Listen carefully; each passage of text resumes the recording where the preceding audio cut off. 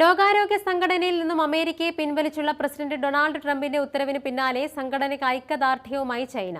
ആരോഗ്യ പൊതുജനാരോഗ്യ പരിപാലനത്തിൽ നിർണായക പങ്കുള്ള സംഘടനയെ തകർക്കുകയല്ല ശക്തിപ്പെടുത്തുകയാണ് വേണ്ടതെന്ന് ചൈന വിദേശകാര്യ മന്ത്രാലയം ചൂണ്ടിക്കാട്ടി. സംഘടനയെ ശാക്തീകരിച്ച് ആഗോള ആരോഗ്യ പരിപാലനം മെച്ചപ്പെടുത്തുകയെന്ന ഉത്തരവാദിത്വം ചൈന പൂർണ്ണമായും നിറവേറ്റുമെന്നും വ്യക്തമാക്കി. ആദ്യവട്ടം പ്രസിഡന്റ് ആയപ്പോഴും WHO-യിൽ നിന്നും പിന്മാറുന്നതായി ട്രംപ് പ്രഖ്യാപിച്ചിരുന്നു. അന്നും സംഘടനയ്ക്ക് $3 കോടി അധികമായി നൽകിയാണ് ചൈന പ്രതികരിച്ചത്. കോവിഡ് കൈകാര്യം ചെയ്തതിൽ പൂർണ്ണ പരാജയമാണെന്ന് ആരോപിച്ചാണ് ട്രംപ് WHO-യിൽ നിന്നും പിന്മാറുന്നതായി പ്രഖ്യാപിച്ചത്. സംഘടന ചൈനയ്ക്ക് അനുകൂലമാണെന്നും ആരോപിച്ചു. എന്നാൽ എക്സിക്യൂട്ടീവ് ഉത്തരവിൽ ട്രംപ് ഒപ്പിട്ടെങ്കിലും തീരുമാനം അന്തിമമായിരിക്കില്ല എന്ന റിപ്പോർട്ടുണ്ട്. നിലവിൽ സംഘടനയ്ക്കുള്ള ധനസഹായത്തിന്റെ 18% നൽകുന്നത് അമേരിക്കയാണ്. ഇത് തുച്ഛവിഹിതമായി കുറയ്ക്കാനുള്ള നീക്കമാണ് ട്രംപിന്റേതെന്നും നിരീക്ഷണങ്ങളുണ്ട്. 2024-ൽ സംഘടനയ്ക്ക് അമേരിക്കൻ സർക്കാർ നേരിട്ടും സന്നദ്ധ സംഘടനകളുടെ സംഭാവനകളായും $95.8 കോടി നൽകി. WHO-യുടെ വാർഷിക ബജറ്റിന്റെ 1/5 സംഭാവന തുകയിൽ 8ാമതാണ് ചൈന. സർക്കാർ നേരിട്ട് നൽകുന്ന സഹായത്തിൽ ഇരു രാജ്യവും തമ്മിൽ വലിയ വ്യത്യാസമില്ല. 2024-ൽ അമേരിക്ക $26 കോടി നൽകിയപ്പോൾ ചൈന $17.5 കോടി നൽകി.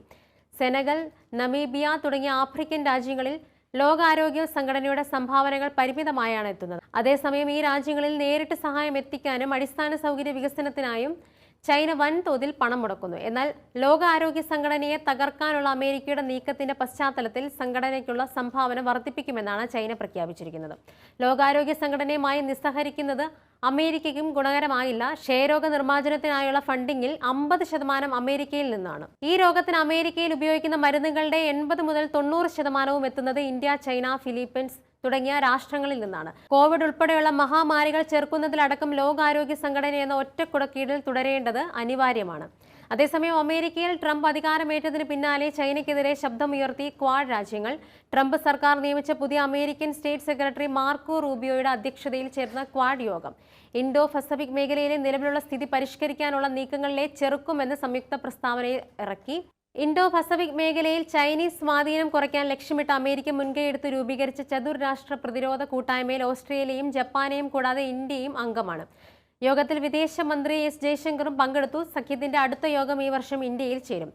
അമേരിക്കയിൽ പ്രസിഡന്റ് അധികാരമേറ്റ് മണിക്കൂറുകൾക്കുള്ളിൽ ക്വാഡ് വിദേശ മന്ത്രിതല കൂടിക്കാഴ്ച നടത്താനായത് അംഗരാജ്യങ്ങളുടെ വിദേശ നയത്തിലുള്ള മുൻഗണന വ്യക്തമാക്കുന്നുവെന്ന് എസ് ജയശങ്കർ എക്സിൽ കുറിച്ചു.